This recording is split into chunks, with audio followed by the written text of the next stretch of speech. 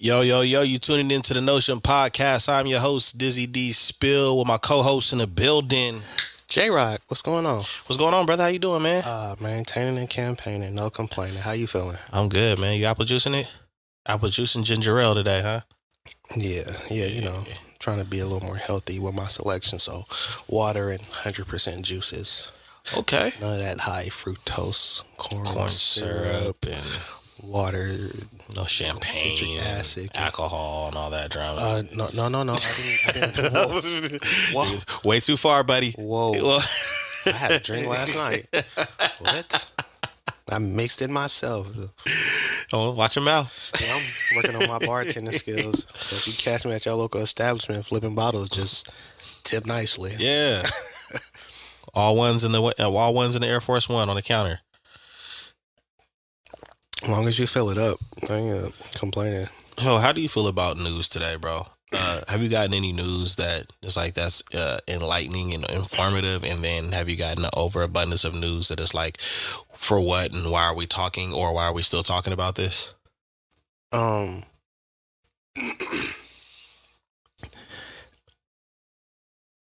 It's kind of crazy because I've been learning about some things, like I was just telling you beforehand, as far as the fashion industry, just some research and some information of that nature that I feel is enlightening, but it's only enlightening if you care about the fashion industry and the background and, how brands and things came about. You know what I'm talking about? So, I mean, you should care if you're going to be in that arena somewhat, right? True, but that's just the thing. It's almost like it's niche. So, I could talk to a lot of people about it, but only a certain few will actually care enough to actually do the, you know what I'm saying? Yeah, for sure. It's not something that's enlightening to everybody. So, there's that. But I mean, I did hear some recent news. It's almost like why we keep talking about it, but we keep talking about it because something new keeps happening. And as far as negativity. Yeah. I didn't know him personally, but I heard a DJ was shot. Yeah, I seen that news and I was like, whoa. And the crazy thing is, like, I seen a lot of people who knew him, and I guess he was very influential in the DJ music scene here and in the Bay Area. So respectfully, RIP to DJ Gio, and condolences to his friends and families who are dealing with the loss. Yes, but I don't know where it was. Not sure where it happened. Yeah, me neither.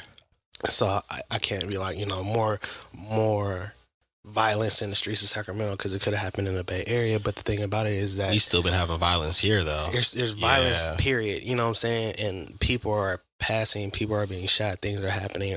There was information as far as enlightening that came to light about the previous shooting in Sac.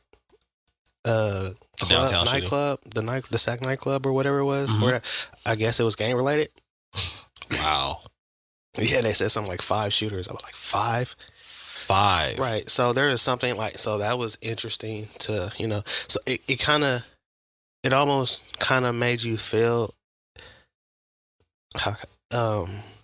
like it wasn't a freak accident once you heard it was gang related. So in a sense, I guess it kind of made you feel more comfortable being out, because it was like, well, it wasn't nothing that just happens out here. It was something that was kind of related to something else that transpired into that situation, right? But then on the same breath, you be like, I want to be out if they tripping over gangs and stuff. How old are we? Right. And I mean, usually those things usually stay in the confines of where they conduct all the activity that's going on, if I'm not mistaken. So for it to be in the area that it's in, you know what I'm saying? It's like, really? Hey. I mean, there's always that risk, club environments and stuff. But really, it's like, I mean, they've already been strict enough about what you wear and what colors and all of this shit in the past to try to prevent that, or at least make those establishments the least attractive for people that want to bring that type of hostility to that establishment. But it's like, damn, like you really can't in this day and age escape that. You know what I'm saying? It's crazy, bro. It's and then with with DJ Gio, R.I.P. I didn't really know him personally. I think I was in a room with him on Clubhouse once and heard him speak, and talking music shit. That's what attracted me to the room a couple years ago. But the thing is because there's so much shit, you almost don't know where to connect it. Because I did see that I think he was DJing last night. He was. You know what I'm saying? And then the crazy thing is that there was a shooting in the Thomas, and I think there was at least one or two shootings in Elk Grove, and so it's just like literally the weekend after, this crazy downtown massacre. It's like, nope, nah, we don't get it. You know what I'm saying? And then on top of that, somebody is going that, like you said, I don't know if it happened out here, but now somebody's going that a lot of people He's love from to out care here. about. Yeah. You know what I'm saying? Yeah. He was very influential out here on the DJ scene, the music scene. I know that for sure. So one way or another, we're affected. Mm-hmm. And I mean, when I say we, I mean we the city. Yeah, absolutely. So there's that. Excuse me. So it's just adding on top of just like it's not getting better. See something just to shift gears, something that was enlightening that it really is about who you know. Mm-hmm. Your network can determine your net worth, and it really is about who you know. In the midst of me doing a lot of research and looking up some things and coming into the understanding of a lot of things, it's like a lot of things happen for people because of who they knew, who they were connected to, who their friends were, and because of that, the opportunities that presented themselves because of that. You know what I'm saying? In some shape, form, or fashion, whether it be like, for instance, if, we're friends and I know somebody, so I put them on to you and I make a meeting happen, and from that, it blows up for you, or from you networking with somebody else and somebody catching wind of it and then starting just to pay attention, and somewhere later down the line they're like, yo, I want to work with you, and you know what I'm saying, that happening because of who you were connected to. Absolutely. Yeah. So it just like, it's really about who you know, but also not who you know. It's the people that you know, like really going to bat for you, or you know what I'm saying, like putting your name in rooms before you ever enter the room. Yes. You know what I'm saying? Yeah. And when opportunities present themselves, them speaking you up. It's like some years back when I was really like networking as far as getting to events and sponsoring things and whatnot, there was some people I was dealing with, and they asked me if I knew a couple of artists in a certain line of work, and I was like, absolutely. So I reached out to them and I brought them in. I ended up pulling out of that situation. Like I didn't like the direction that it was going in, and I didn't like their setup. Right. Not that it was a bad one, but once I started, it didn't fit the brand. Oh, okay. You see what I'm saying? Important. It fit more me on a personal level than it did the brand, and the focus is the brand. Yeah. So with that being said, I backed out for business reasons, not personal. And so, but who I had linked, see, it's talking about, it's not what you know, it's who you know. Because I had linked them, everything worked well with that partnership, and they are actually still operating till this day. Oh, wow. And this was years ago. Oh, wow. And they have been able to form a lucrative partnership that has worked out for both sides. Nice. You see what I'm saying? So it's like people you're connected to, people you know, speaking you up, putting your names in a room, and when opportunities present themselves, them not being intimidated by the opportunity or what could be, but, like, yo, somebody like, yo, I need somebody who does this. And I'm like, yo, my bro do that. Matter of fact, here's this information. I'm gonna let him know you're gonna hit him. Matter of fact, I'm catching up with him tomorrow if you're available. Right. You know what I'm saying? And just like that, everything transitions, transpires, blows up. You know what I'm saying? Things evolve. So it's crazy how that can happen. But it is about who you know. Yeah. That's heavy. No, it is. To kind of dive deeper into that, right? With the who you know thing. Do you think that's hard for us as black men? The who you know method? And like where we're at, where we're trying to go. Yeah, because it's more of a crabs in a barrel mentality. And so, in a lot of cases, it's like, I might not put him on because if he blows up, I'm still here doing what I'm doing. I'm trying to blow up. Uh-huh. So, fair as somebody making it out or getting opportunities ahead of you instead of understanding that what's meant for you will happen in the time that it's supposed to, and nobody can stop that but you and the man above. You know, I've never been able to understand that.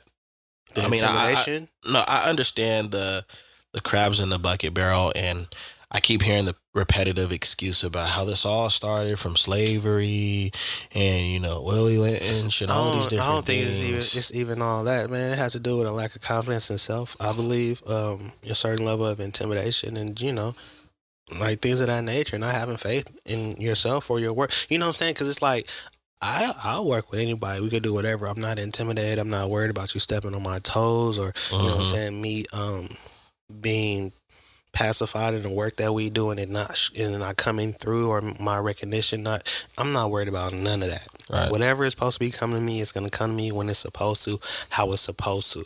Now that is also easier said than done because staying consistent, staying motivated, right? Yeah. Staying active until the time and the opportunity presents itself, because it's easy to say, yeah, what's coming for me is going to happen when it's supposed to. What if that's 7 years from now? Yeah. Do you have the energy? You know what I'm saying? To the energy, you have the passion, the patience, the endurance. Yeah. You see what I'm saying? Yeah. See, because a lot of people burn out in the first few years just based on not having the finances, or they have the finances and because they don't know how to manage, they screw it up. Well, that happens too. So it's just a lot of different things that can come into play, and it's like you really have to want it. But you also have to go through the ups and downs. You have to go through the process. You can't skip any steps in the process. And that's the thing about it, that a lot of people tap out. They tap out during the process. Yeah, I agree with that. Because the process is frustrating. It's not fun. Nah, of course not. It's not enjoyable. Nah. Like the process. Yeah. Like, and B was talking about trust the process for how many years before he even got to a point of where you talking about him being an MVP caliber player, or a matter of fact, him having just a full healthy season. Right? Mm-hmm. Trust the process. Trust the process. Mm-hmm. The ups and downs, losing star players, all these. Trust the process. Trust the process. And he has continued to trust the process. Now he is one of the most dominant big men in the league right now. You know what I'm saying? You're talking about MVP. His name is in that discussion, rightfully so. You know what I'm saying? And so it's just like the process, going through the process, trusting the process, not skipping any steps in the process. You know what I'm saying? The lack of sales is part of the process. The discouragement that comes with that is part of the process. What you learn and gain and how you grow from that is part of the process. How you transition and what you do next is part of the process. And it's all necessary to grow you to where you want to be mentally and emotionally. Yeah. Before it ever hits financially. That's how it should go. Well, I think that the people that understand that, most of the people I would say that understand that, are not really the people that have a crabs in a barrel mentality, because they understand more goes into the work and more goes into thought than just, what if that person makes it and I don't? You know what I'm saying? And another thing that a lot of people don't understand or have the personal conversation with themselves is, whatever you ask for, there's a good possibility that if you really mean that in your heart, you're going to get it. Are you ready for it? Are you prepared to actually get it and handle what comes with it? Are you ready to run with it? You got to be a good steward over it once you get it. Yeah, because that's what happens to people. It before you get it, you got to have that mentality before you get it. And that's what I'm saying. And going through that process, operating a certain way, it helps to build that mentality and set you up to looking at operating, perceiving things a certain way, so that when you get there, you're already set up for it if you don't skip any steps. I think that's the difference between like old money and new money.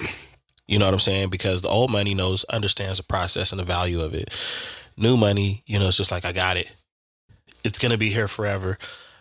Whatever an idea. I'm going to go buy iced out Bentley. Yeah. I got iced out Bentley?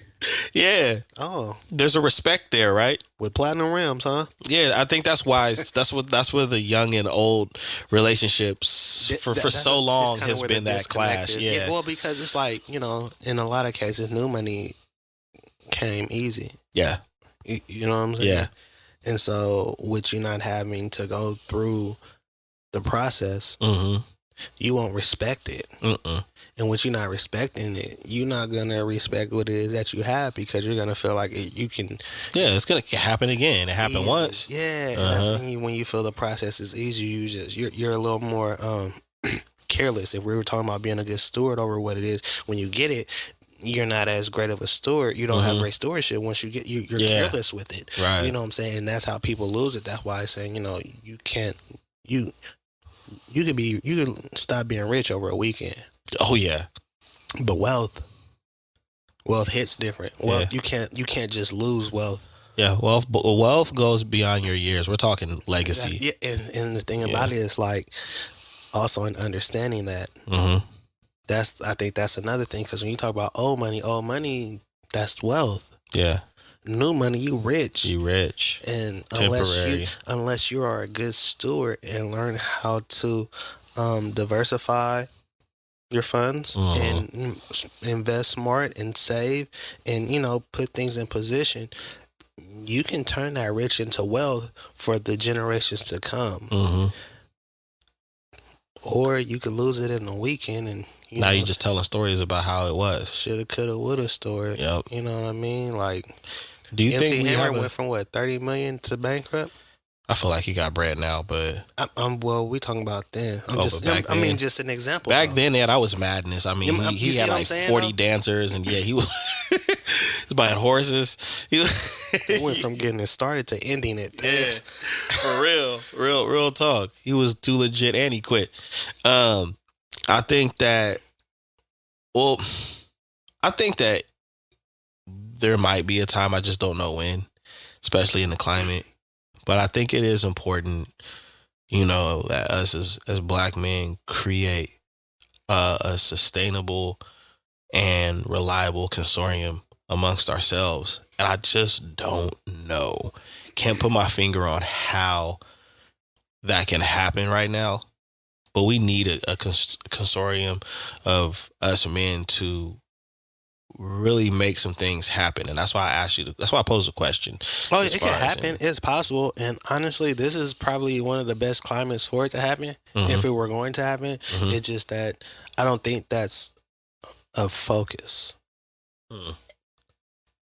And isn't that weird? Because if people believe that your network is your net worth, people don't believe that. Oh, that's the thing about it. They just saying it. No. You got to listen to who actually says it. Who do you hear say that a lot outside of me and you? I don't hear anybody really. And if you do hear, it comes from somebody who is, I guess not necessarily, but in the most cases, it's usually a 1%er, isn't it? Yeah. And so, with that being said, if everybody thought that, right?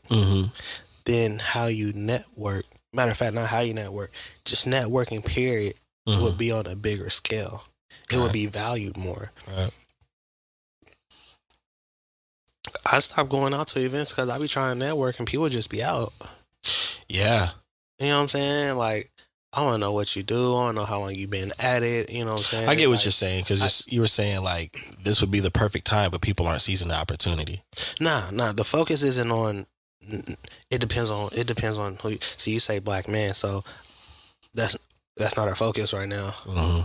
I mean, right now, our focus is staying alive. Yeah. No, but seriously, like, that's kind of where it's at. You know what I'm saying? We're focused on survival. Yeah. And doing our best to maintain and provide. You know what I'm saying? And create structure for ours. I don't think we're a lot of our focus on too much outside of that right now, because we were already in kind of like a sense of survival mode, being a black man in America. You know what I'm saying? But through the pandemic and the racial inequities and issues that have happened in the midst of that, how, the tension with the racial climate and the killings and everything else has only heightened the level of survival. You know what I'm saying? We feel we must operate in, and so we trying to maintain our own, build with others, bruh. Think about it. Think about how difficult it is just to maintain your own kingdom right now. And I don't mean difficult like it's hard, but I mean so much goes into it on the daily. Your mental, like it's a lot. It is. It's a challenge. It's a challenge every day, and the challenge always shifts. And then put your business on top of that. Well, see, that's kind of like where my frustration has came in, as you know, somebody that has a business, because I'm looking at, and I've practiced to not do this because it doesn't get me anywhere. But sometimes, you know, imperfections happen where I might get frustrated. Like, yo, I could really be here if this would happen and this would happen, and we all did this, you know, collectively, and we would all win. But instead, you know, I got to be in this position, you know, where it's like, you know, you got to claw your way up. And because I think that's part of the whole net worth, you know, concept is that when you have the right network, you're not clawing through every inch just to get things done. Now, there's certain things that are difficult, and it's probably deemed difficult and supposed to be difficult because of the benefits that come out of it, but not every inch. Like, you're not fighting for every single inch and every yard like a running back. Well, it's just because it's like this. If we start networking, right? Mm-hmm. Then my resources become your resources. Absolutely. So then, you know, if it's been difficult for you to find supplies or get production, and I've been cakewalking through it, guess what? Yeah. Now, if you choose to go your own route, use your own resources, that's fine. Right. But I have things that are available to you if you want to, if you need to. That in itself is a help. Right. Because even if I choose not to go the route or use the resources, it still opens up other opportunities, because it might have me see what you offer, see what it is that I'm trying to make happen, and a light might click, you know, a switch might flip, and now I have innovated or found a new way to go about it because of what I was doing plus your input. Right. Absolutely. And so then that's a help. You know what I'm saying? Because you have somebody that you can pull resources from and bounce ideas off of. Yep. And you have somebody that can tell you what mistakes they made so you don't make them. Right? I mean, I think that's one of, like, I've got a lot of value of working around people that have been like 10 years plus older than me, because they can literally tell you, hey, don't do that, youngster. I know where this is going to go. You know, listen up. You know what I mean? And I appreciate that. I really have appreciated over the years being one of the younger guys in the room, talking to somebody that's either done the right thing and done the wrong thing, because now you have an abundance of information. And I think that's what a lot of people miss out on when they don't collectively come together and listen to different walks of life, different experiences. Sometimes an inexperienced person can teach you something. You know what I'm saying? Because although it may not be about the wealth of knowledge versus theirs, but they might ask a question that you never thought of an answer for, and be like, you know what, I'm gonna look into that, and that might take you on a different path to solving other problems. You know what I'm saying? But or just a different approach. Yeah, it, you know, might seem a little bit more simple, and you know what I'm saying, but might actually be more effective. Yeah. You know, just due to their inexperience, they're like, well, why wouldn't you do da-da-da-da-da? You're like, nah, you can't. Well, actually, you know what? If you did do it that way, then I could X, Y, Z, and that might create ABC. Okay, let's see. You know what I'm saying? Like, you never know. Yeah, you never know, so, right? Do you think? Because I've given this thought over time too. Do you think that, like, when people come together, you know, and build a network, do you think it's a lot of people that are related in the same industry, or do you just think it's people that, you know, are in different lanes, but still can find a way to work with each other. What do you think? What do you think is more common in those circles? The passion, the energy, and the approach. Mm-hmm. I feel like they're passionate about it, so there's a lot of energy, good energy, good vibes, and I feel like the approach a lot of times is unorthodox. Mm-hmm. And then, like for instance, think about this circle of friends: Virgil Abloh, Kanye West, Don C. Mm-hmm. Those are all three very different individuals. Yes. They have different styles. Yeah. You know what I'm saying? And if you look at the approach to the things that they've done, it's all been unorthodox. It's been different. It's been outside the box. Mm-hmm. And because of that, it has stood out. But they all are in different lanes as well. That kind of came into fashion. Yeah. You know what I'm saying? They all, because that's where they ultimately wanted to be. Right.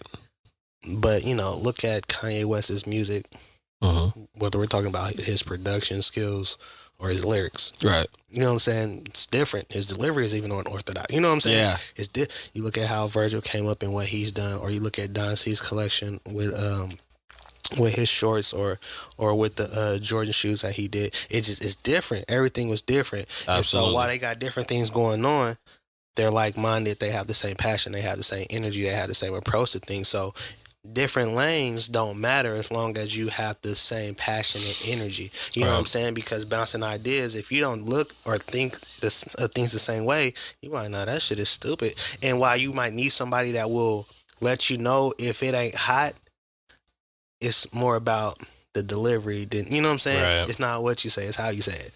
I believe, I agree with you, and I believe the same, because I think that when different people that specialize something get in a room, I feel like ideas can be created, and I feel like relationships can be built. One of the things I appreciate about social media is when people do little skits showing you how the world is. And it was like a little skit where one guy was like, hey, I want you to marry such and such's daughter. Why? Because such and such owns this. Okay. Well, hey, I want you to hire my son for this position at this bank. Why? Because he's about to marry such and such's daughter. Oh, okay. Well, and that's really how that 1% society operates. Yeah. You know what I'm saying? And that's like the huge benefit of the whole net worth thing, that a lot of people don't give themselves an opportunity to understand by shying away from, that benefit. Like, I've been thinking about a lot of the creatives, artists, photographers that I know, and I've been thinking of ways that I could work with them or get certain people in a room together, and like, you know what I'm saying? Because it's like, I feel like that's where it's at. It helps to, because the way a sneaker enthusiast views the world is different from the way a painter views the world, which is different from the way a photographer views the world, which is different from the way a fashion designer views you see what I'm saying? Yeah. And so then to get everybody together and to get those creative juices flowing and to get different perspectives and ideas and to bounce those ideas and get input from different areas, you know what I'm saying? And like, it just, it comes out, it's a creative gumbo that, like, yeah, it's good for everybody. Yeah, you know what I mean? That's like the best analogy. All of those different flavors make one good bite, man. And so, but the thing about it is understanding that it's like operating with other people and, doing things that, all right, say I get together with an artist and a photographer and we do a shoot collaboration, and the artist who did, the handwork, regardless of, say I did my thing on a shoe and whatever, and then I give it to the artist and they hand paint something crazy. And then the photographer gets crazy shots of it, right? Right. And then at the end of the day, because of the pictures and the shots of the artistry from the hand painting.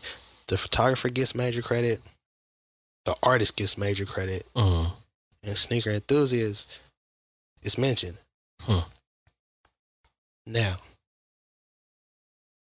as long as a sneaker enthusiast understands that as long as one shines, all shines, and it's about the creative project as a whole and not individual, because whatever is meant for you is going to come to you when it's supposed to, as long as you have the right mindset and you remain consistent.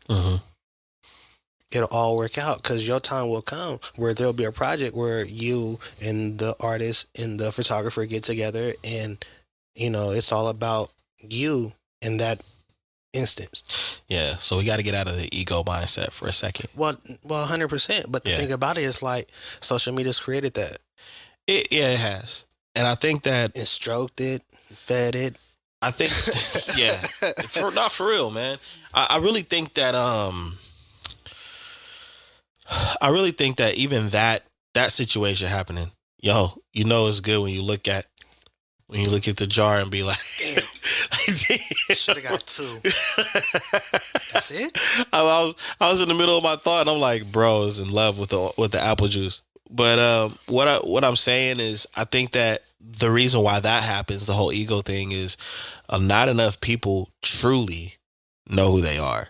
Because I feel like if you truly sit back and I've mentioned this in the past, you strip everything away and you ask yourself who you are, and you actually come up with, the right answer, not the answer that you want, then you'll know what position you play on any group, with any group that you're involved with. You know what I'm saying?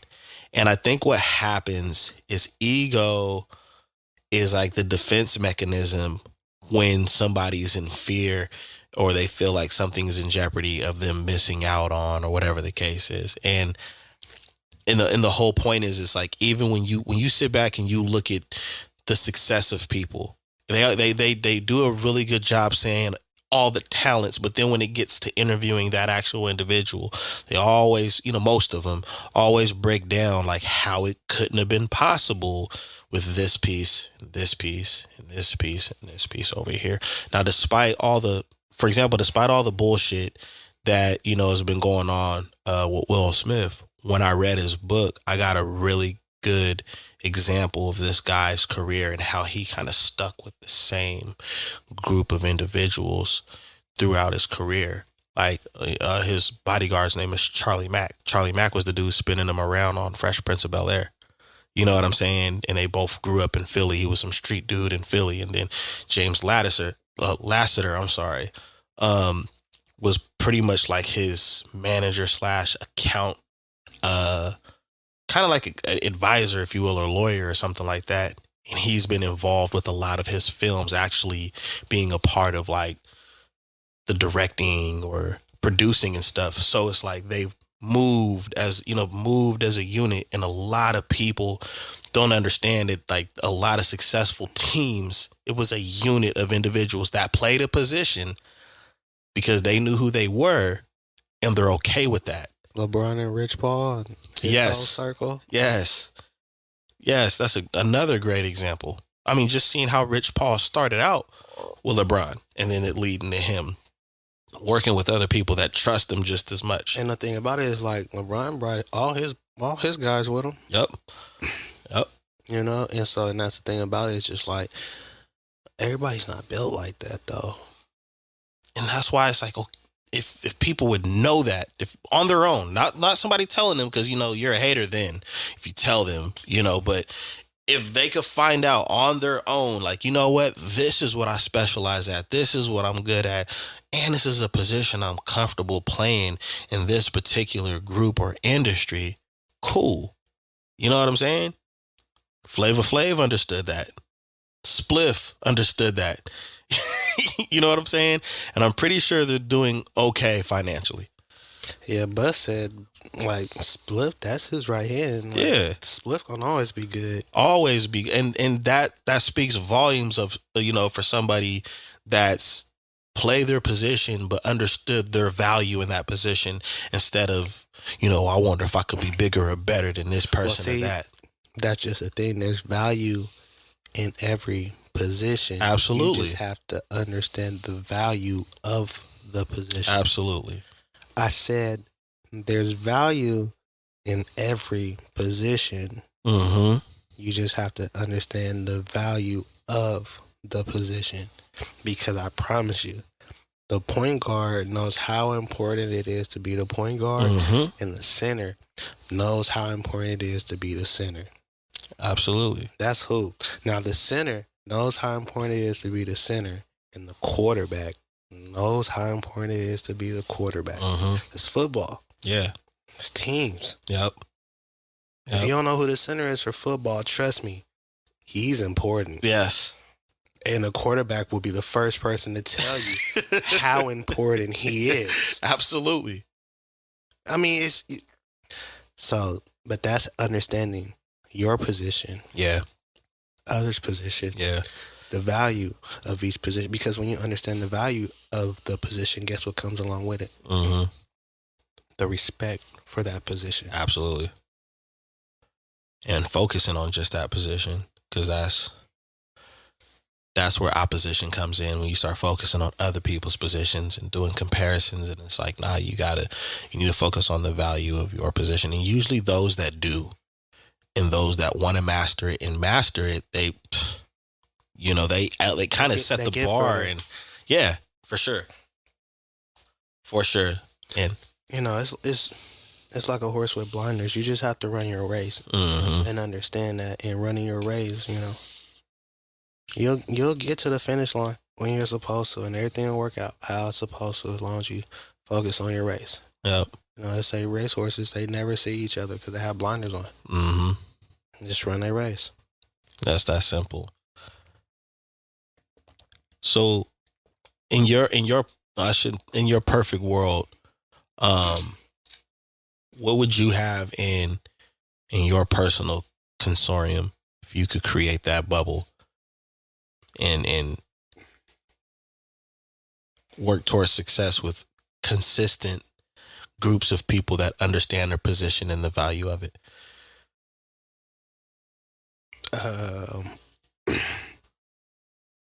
You mean like if I like a artist, photographer, videographer,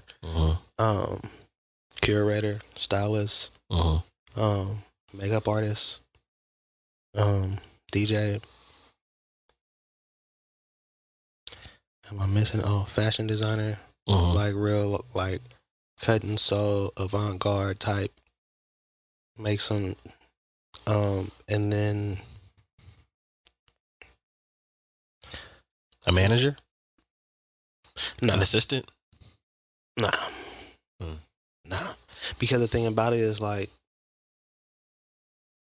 when everybody comes together, everybody knows how to operate and execute on their part. Because overall, whoever's the lead, because we could be working on a project and it could be the artist's project. They could be the lead. It could be their brainchild. Or, you know what I'm saying? We could be working on something for the fashion designer and it could be their brainchild. So it would be whoever's brainchild is, whoever is deemed the lead, they would also be the orchestrator for, how things are executed. And it would be each person's job to execute in their lane. Right. You know what I'm saying? For the overall project. And so it's like, if it's mine and I'm the curator, like for instance, when I did that event, right? Yeah. Now I work with a chef, I work with a DJ, work with a bartender. Right. What else did I work with? Photographer. Vendors. Vendors. I actually had a event organizer as well. And I was able to lay out to everybody what it is that I needed them to do. Right. And I made sure that they had what was needed for them to be able to execute. Right. I orchestrated everything else. I brought everything together, the venue and everything else, because it was my brainchild. I had other creatives operating and doing certain things. I told the photographer what type of shots I wanted, what I wanted to stand out, what I wanted him to look for, and then I let him operate. I told the DJ what the age group was going to look like. I told him what type of vibes I wanted, and I trusted him to play music. You know what I'm saying? I didn't give him Right. a list. Play these artists. Yeah. You know what I'm saying? I told the chef what type of vibes I was gonna have, what type of drinks I was Amazing looking to chef, have, by the way. and I told her to create a list for me. She gave me options upon options Mm-hmm. and allowed me to choose from those upon choosing those and finalizing a menu. Then she added certain touches to the finalized, you know what I'm saying, items. Yeah. With the bartender, I told him what type of alcohol that I wanted. He came up with mixed drinks in the bar menu. I mean, you know what I'm saying, in the drink menu from that. You know what I'm saying? Right. So it was like, this is what I have going on. That's what I need you to do. And then having those people there and ready to execute and them doing what was necessary. Right. They hit me. I was like, yo, I need the money for the bottles. Venmo, Cash App, or Meetup. PayPal, even. You know what I'm saying? And so making sure everybody has what they need, being able to orchestrate things and make it happen. And the thing about it is, like you just said, great food. Great food. Great food. There's a lot of great other things too, but great food. Like that's good. So it's like in that instance, I didn't stand out. The chef stood out. Mm-hmm. It was lit all night. Great vibes. Yeah. That's because of the DJ. The DJ stood out. Y'all was drunk at the end of the night. It wasn't because of me. It was because the bartender showed out. Yeah. They were heavy-handed. Show a lot of love. Yeah. Now, the overall event, I got the shine for that. Mm-hmm. But I didn't do any cooking. I didn't play any music. Mm-hmm. I didn't make any drinks. All right. The vendors made money and sold shoes and clothing, all type of stuff. I didn't man any of them stations. All right. Those were other creatives in place executing to help me with the overall project. Absolutely. And when you can have people come together like that, it's love. Now, that happened without a hitch because it was money-based. But imagine the turnout of any event when, you know, you just have everybody collectively coming together and understanding what their value brings to the table and what they will most likely get in return through the success of a project. The overall success of the project. Yeah. 100%. Yeah. Because if there had been a bigger turnout, there'd have been more people inquiring about the chef. The DJ. More people inquiring about the DJ. Mm-hmm. There would have been more people tipsy and more love at the bar. There would have been more money made for the vendors. Mm-hmm. There would have been more photos from the photographer. You know what I'm saying? So it would have been more. There's so much more that can come out of something collectively happening like that. When it has the right energy input into it. Yeah. And don't get me wrong, like I said, it was money based, so you know, it was, of course they executed because of that. But now if they had executed with it not just being money based, but wanting to see the overall success, and not saying that they didn't, you know what I'm saying? But it's just like, if that was the main energy behind it, instead of just I'm showing up to do a job, I'm showing up to execute because I want this to go well. Matter of fact, I'm posting, I'm sharing. I need y'all to come out. I need people there. You know what I'm saying? Just different energy behind it. And me personally, bro, my involvement in any contributions was the intention. You know what I'm saying? And I think that I know people have responsibilities, bills, and all this other stuff. We all do. But sometimes I do think about that. You know, and I also say, hey, we also, as American culture, know how to fuck off a lot of money. And, you know, all the time. Not trying to tell people how to spend it, but you have to ask yourself, if I can fuck off this amount of money, then I can't really use this excuse of how important it is that you give me this because you're asking this of me, instead of just looking at it like, you know what, if I can screw up over here and screw up my money or do whatever, what's it to me to do something that I would normally get paid for that could potentially end up being a bigger payday later because of exposure, because of reputation, because of the publicity and the buzz behind it. And a lot of people underestimate the potential in work. And most, what book was it? It was a book that I was reading where they were talking about find a plan, Find out how you're going to execute it. Find the exact amount of money that you want to make, doing it.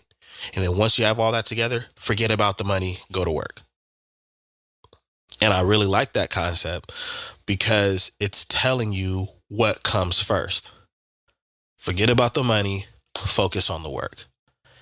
Yeah, I heard that. I've heard. I'm talking about people that are in the collective. I'm not talking about like somebody that was in your position where it's like, okay, I got to pay this person, because that's not realistic. I'm about to say, because like I'm right now, I got an idea, and I know how much it's gonna take. Yeah, and I can't do much work without the money. I need the money to secure some stuff to make some things happen. I can't just, for sure. Like that's and I think the intention behind that is like for most people that are they're stagnant and starting.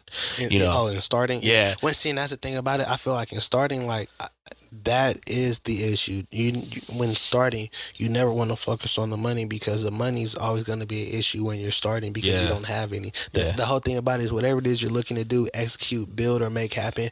Yeah. I mean, it might not be the main focus or goal, but you're hoping to make some money and be profitable from it. And the reason you're hoping to do that is because you're not rich right now. Yeah. So, money's always going to be the issue. So you don't focus on the issue. You focus on the dream and what it takes to execute and build and put yourself in a position to make things happen so that when the money does come in, you can hit the ground running. Yeah. You know what I'm saying? It's like, when preparation meets opportunity. So what you want to do is start putting it together as best you can. This is your preparation. When you finally get some money, that is the opportunity. And when they come together, then you have the chance to really make pivot, shit shake. You can pivot the way you want. And it's one of those things where, simply put, I've heard once, money only solves money problems. Yeah. You know what I'm saying? The only kind of guy right now. Oops. And in some cases, if that's your only problem, then we'll solve it. But minus the bullshit, life's great, But you gotta put those pieces together, and a lot more. I believe that when the chemistry is right and everything and everything is cooking together, that, man, sometimes you get a lot more than what you ask for just because where you put your focus at. You know what I'm saying? Not everybody understands that, but I feel like we dropped a lot of jewels to where if you don't get it at this point, you probably should just quit. Start over again. Just quit that. Start here. You're not starting over from nothing. You're starting over from experience. Absolutely, man. Unless you just been dropping the ball, then I don't know you. And they got if you're dropping the ball, you just need to tune in to more episodes with Boss Talk with Dizzy D Spill and Jelani. That might work out in your favor. I'm just saying. Only if you're taking notes. It's rough out here, though, man. It is. Don't let me. It is, but that's part of the process. I mean, would you really want to get advice from somebody that's always had it easy street? What advice can you give? The advice that I hear from somebody that has always had an easy street? None, because it's all bragging. It's all bragging. But the people that's fought tooth and nail, or the people that's faced at least a huge part of adversity, you can always take something away from, even when you read or you see somebody's biography. You're always like, damn, like, wow. In a different time periods, you always can get something out of it. But somebody always had it easy street. It's just bragging. For me, from my experience, I can't speak for everybody else. So it's like, because like I said, I told you I've been doing some research and watching some case studies and some things as of late, and these individuals, I wouldn't say. Nah, it seemed like it was just kind of easy for them. You know what I'm saying? Mm-hmm. It was just, it seemed like things just worked out. And now, don't get me wrong. I know it's like they're not showing the stresses and the rough days and the possible depression and the things that happen in the midst of this, because they speak on, certain obstacles that they face, and they're not going into mental detail, you know Mm-hmm. what I'm saying, and things of that nature. But it's just like, it seems like it's so much more difficult in this day and age right now, right? Like, sheesh. I see the paradox. Like, I because definitely see everything the is, paradox. it seems like I was watching one. It was like somebody, he is sharing his designs and everything on Tumblr, but this is in 2009, and that at that time, like, the right people were tuned in to Tumblr because it wasn't burnt out or corny, or like, it was a big deal. So it's just like people catching things at the right time, but it's like now everything is saturated, and a lot of people aren't tuning into those same avenues, and then there's certain things that everybody has done into certain stuff ain't even creative no more. You just like, it seems like everything is just kind of like it's been done, or a lot of stuff it just. Well, there's a paradox to what you're saying, because we can go back 20, 25 years ago, and you look at how things were done business wise, and it just seemed like there was more of a genuine interest and less competitive, and more of a fan of certain genres and certain subjects and things like that. And there was a little bit of a different way of what they called order or rules to the game, right? And then you fast forward time to when we are now those same people in similar positions, and we have an abundance of resources. We have ways where we can access millions of people from our phone. We can do basically everything that a lot of these machines from earlier times needed a separate device for. We can all do it from pretty much one device. But the paradox is the oversaturation, which didn't seem like that was an issue back then. Because the thing about it was like, while it was harder to get the information out, it was almost like it was harder to receive the information. So if you had a way of getting it or operating, you stayed tuned in. So like, if I was operating through Telegram and I was trying to get it through, and you paid attention to telegrams, like I had your eye. Mm-hmm. Stop, stop. I had you. You know what I'm saying? So it was just, now it's like, I'm operating on Facebook, but you're IG. That is a headache. You see what I'm saying? Yes, that is a headache. Or I'm big on Twitter, but you're IG. Mm-hmm. It's it almost reminds me of a kind of like I don't know if you ever watched that series. I stopped watching it, but it was good at first. Divergent. No, and then it's like hold on, this is my example. the example I'm giving is that it was about, like, when these kids come to a certain age, they're basically cast to a certain group of people. So some people were going to be like warriors, and some people were going to be like really intelligent business people. It's like a futuristic movie. So what I was saying is it seems like that's what's happening. People have a preference of how they want to be contacted, instead of just, this is how you reach me anywhere, everywhere, which makes it very difficult for people like us to reach you. And then I'm heavy on IG, but yeah, TikTok. Yeah. And then some other app comes out. People are like, well, no, I'm still on TikTok. Yeah. That wasn't an issue, all those years ago. It's basically however information was put out there is, you know what I'm saying? Everybody pretty much got it, whether it was newspaper, magazine, you know what I'm saying? It seemed a little bit easier, but it seemed like a whole lot more work. Now it's a lot easier to do the work, but it's so much harder to reach. Yeah. And so it's like, you know how I told you about, bro, you get your email list. Yeah. You operate like that. Well, now the thing about it is, you know how excited I was about that until you're about to say what you're about to say? The thing about it is, people have multiple emails, right? And they use certain emails for certain things, and then they have a outcast email, right? Yeah.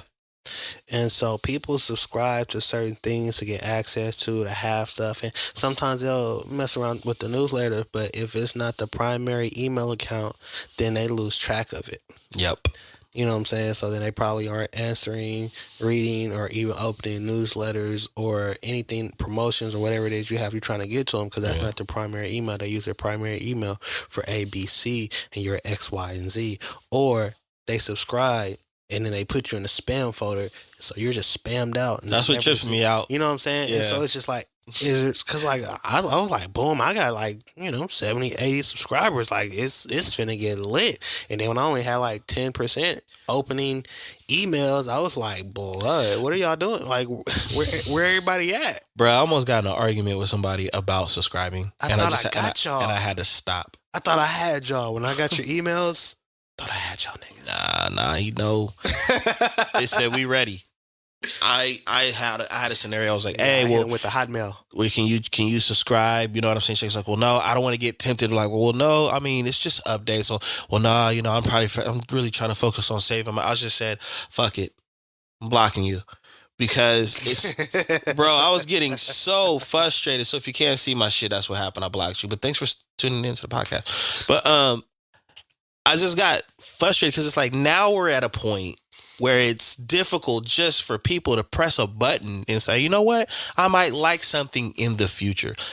Because one thing about advertising is going to keep going, but they're not going to stop and, for one person and create this specific advertising for you. They're just going to keep moving. And that's what I had to tell myself. Like, if I got to sit here and act and turn into a negotiation about subscribing or getting on an email, this is why we have subscribers and why we have memberships, because it's supposed to be for an exclusive group of people. We just need y'all to follow the fucking directions. Bro, I was giving away free stuff for a year, and I wasn't. All you had to do was open the newsletter. Yeah, and I was having trouble giving stuff away. Mm-hmm. It was difficult. Yeah, I was like, this is all you got to do is open. Yeah, I started giving stuff away to the same people because I had the same people reading the newsletter. Yeah, and you know what? But some people got to learn the hard way, and that hard way will be, oh, I missed out. Yeah, and nothing I can do for you now. Yeah, I mean, it sucks though. It definitely sucks doing the work, and because that's the thing now. It's like now that you're doing the work, and it seems like you're getting the word out, but nobody's hearing it. Well, now it's about keeping them interested. That's about keeping people with a short attention span because of instant gratification interested. You know, you can go down so many rabbit holes with that. To keep you interested outside of what it is I'm doing too. So now I got to do tricks. Yeah. Yeah, it's not about riding a bike without the training wheels, bunny hops and bar spins and, all that gyro, handlebar spins and all that other bullshit that comes with it. Nah. Yeah. No. I said no. I just, I don't know, because it's like, this is the thing about it, right? It's crazy how small businesses have to do the extras, right? Mm-hmm. But, bro, these big companies do the bare minimum. Yeah, well, me and you both had this conversation dozens of times. We understand the power in branding. So when they wear brands and when they buy brands, it's for the flex, right? I don't even think people that buy luxury understand why it's luxury. They're literally, oh, I got the Gucci, the Fendi, or whatever. That's actually a lot of that stuff is decent quality depending on what pieces you buy, because of the material that it's made of and how long it'll last and how durable it is. But you're in it for the flex. You see what I'm saying? Oh yeah. And there's bare minimum. None of these big companies do commercials. And and so it's like, bro, you've never seen a Rolls Royce Nope. Bentley commercial. Nope. Ferrari? Nope.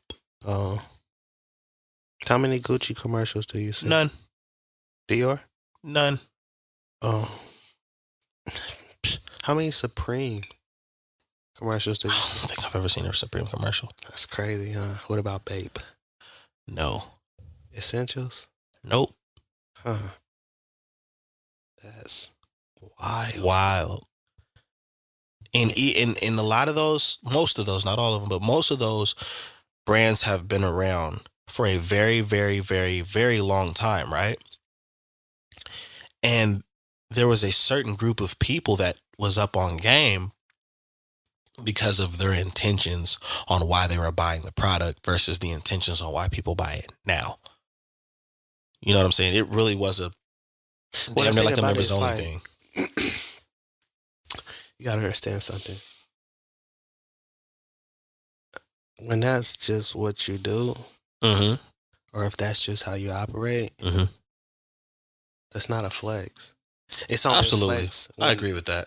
So it's like, all right, for instance, bro, like, you've seen my shoe collection. Over the phone. I don't really, like, you see how I feel about shoes and how I react to shoes. Like, I've been appalled a couple times with how you treated a pair of shoes. They're just people shoes, fight right? over. And so, but the thing about it is, like, there's some kick that you've seen me just be like, whatever with that, people like, oh, grails, and they flex with them, and it's because they're not used to. Yeah.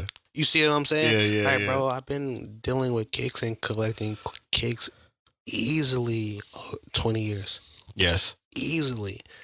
Like, so this is what I do. Yeah. You know what I'm saying? You're not gonna see somebody who's on their third Rolls Royce at the lot like, oh, Rolls Royce on their ass. You see me, boy? Hold on, turn it on. You see that bitch come out the hood? We outside. You're not gonna see that.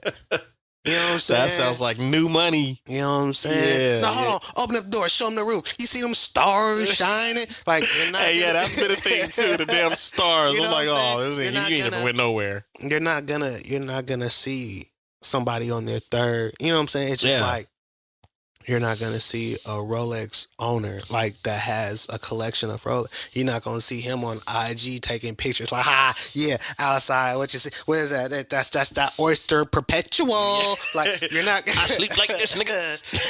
You know what I'm saying? See the 44 bezel. Yep. Like, we outside. What?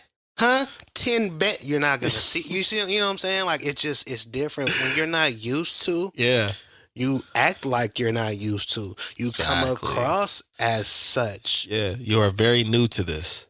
And that's why, like you said, old money, new money. Like, new money, the flex is necessary.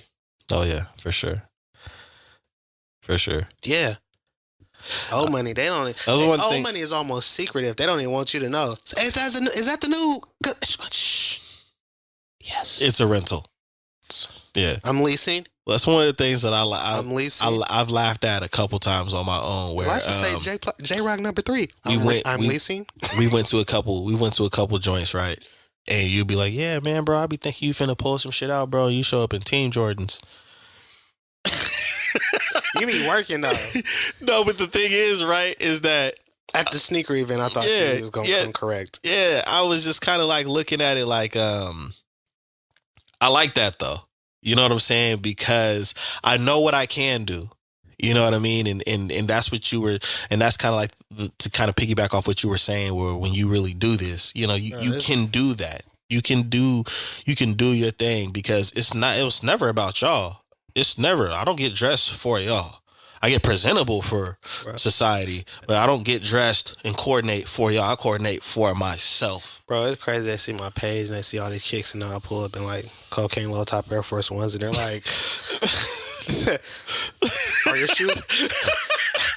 shoes in the backpack?" Or like, no, this is today's outfit. I'm sorry if you thought I was pulling out like SBs or something. Like, no, I wear these on the regular. You took that stable goods thing literally, huh? He never brings out the good stuff. Yeah,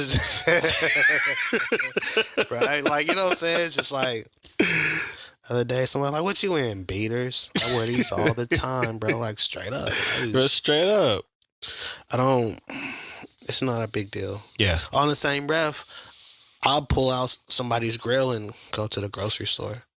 Disrespectful. Like, you know, I actually get surprised at what people's grills are too sometimes. Like, really? And seriously? Yeah. Okay. Well, you know, the thing about it is, like, I feel like if we're gonna talk kicks, with grills, why not?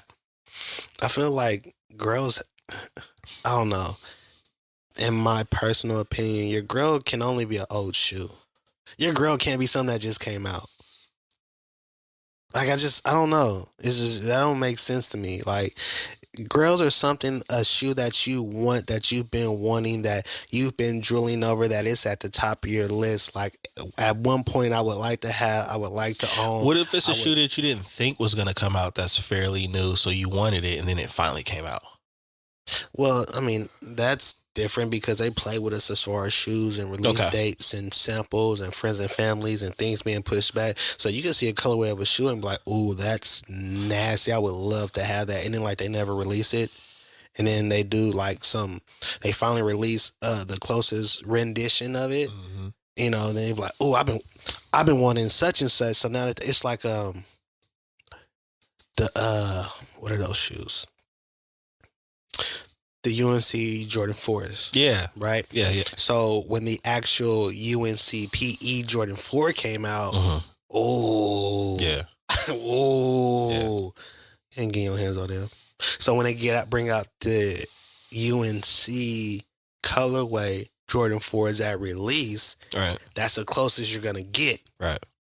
So if the UNC PE was your grail, from like, you know, that they showed back in like, you know, this isn't the real date, so don't be trying to fact check me. You know, you got the date wrong. Like, nah. Mr. Like, Information. Yeah, you know, like, but if it's from like 2015, that they first show it and they never release it, and then they finally decide to do the ones they release in 2020 or whatever, and you're like, okay, that's my grail.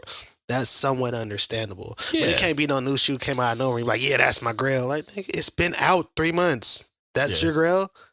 All the others out here, that's your, you know what I'm saying? It's like, come on, guys. I do have a weird grail, and it's a shoe that I owned already. The Kobe 2s. I had Is it a different colorway or the same colorway? I actually want 2 colorways. I want the original all white one, and then the silver. I always liked different colors that Kobe did with those shoes. So yeah, the Kobe 2s, I had them, and I think I'm gonna put them out on blast. I let my older brother hold them, right? Win. Yeah, win. And he and I remember hitting him up, right? And I was like, bro, I don't know what happened to my Kobe 2s, bro. I think I let you use them. Nah, bro, I didn't have them. Nah, nigga, you tripping. And then like my mom went to go visit. My mom, like back then, used to love taking pictures of everything, right? Like that was that camera right there. That was her one, right? So she's taking pictures, right? She gets the pictures developed, and this nigga's a family photo with his wife and my nephews and stuff with my Kobe's on. Yeah, I told him the story. He was busting up laughing about it. I was like, "Come on, bro, where my Kobe's at?" But at that time, and I had the box for hella long though. That was like my mementos box because it was a dope box and stuff. But yeah, I would say that shoe. I probably have some other ones, but that one right there, I'd like to get those back. I like to run those back. Not even to wear, just to have. Because I was that much of a fan that when everybody was saying that they were space shoes and ugly or whatever, I was still like, I don't care. Yeah, see, I can name grills like, and that's the thing, like my grills, like, unless you really rock with it, you probably wouldn't even know. Well, you have an unfair list of shoes that people are like, oh, those are cool, and then you scroll up and then you see how much they're worth. It's like, oh, those are really cool.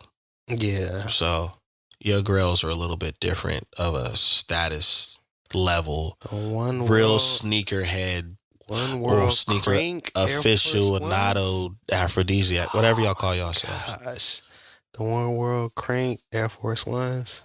I'll show you a picture when we get off. Yeah, for sure. Oh my gosh, those are nasty. I do feel like if you had a pair of your grills, people wouldn't initially go to buy them, but when you see them and be like, yo, what are those? Like for people that aren't really up on game on shoes, they're like, yo, what are those? Where'd you get those? Bro, like my Statue of Liberties, those were a grill for me. My Statue of Liberty. Those are fire. Yeah, a lot of people don't know about those. Yeah. A lot of people don't know it. Like Because those dropped around the same time that the Shatter Backboard ones dropped and the Yeezy 350s dropped. There was a lot of hot kicks dropping back then. It's like if an Air Force isn't like a collaboration with a designer, then they don't really pay no attention. That's crazy. Like just all right, for instance, you got them Air Force Ones React, right? Yeah. You got those because I showed you, right? Yes, you did. They flew under the radar, right? Way under the radar. Pay retail. You see how much they're worth right now? No, I haven't checked. Bro, they're like $375, $400. What? Yeah. That's crazy. Yeah. That's the only Nike Air Force React that hit those numbers out of all of them. Wow. I haven't even worn mine yet. One with the 3M markings and all the stuff on them. That's crazy. But that's the thing, though, because it's like I'm about materials and designs and things of that nature. So I'm drawing the kicks that people ain't gonna really pay no attention to. But then once I execute them, they're like, oh, those is kind of nasty. Like, think about them Air Maxes I got that's all black with just an infrared swoosh. Bro, they got like 4 or 5 different materials on them. Yeah, them is crazy. Another one flew under the radar because there was something else. Jordan, a couple pair of Jordans releasing, and everybody be focused on Jordans and Yeezys. So that was your first focus when that probably was a few people's consolation, and they still didn't get them. Exactly. Yeah. So, and then that's the thing. It became a consolation. So then afterwards, they sold out. Mine were already on the way. Yeah. You know, so it's just like nice box and everything too. Yeah. So just, I really rock, man. Yeah, man. Yeah, we gotta talk about those shoes, but we can't let y'all listen to it. A lot of conversations we don't let y'all listen to. Right now. Anyways, thank you guys for tuning in. As always, you've been listening to an episode of the Notion Podcast, aka Boss Talk. I'm your host, Dizzy D Spill, with my co-host, Jelani Evans. And we out of this thing. Peace.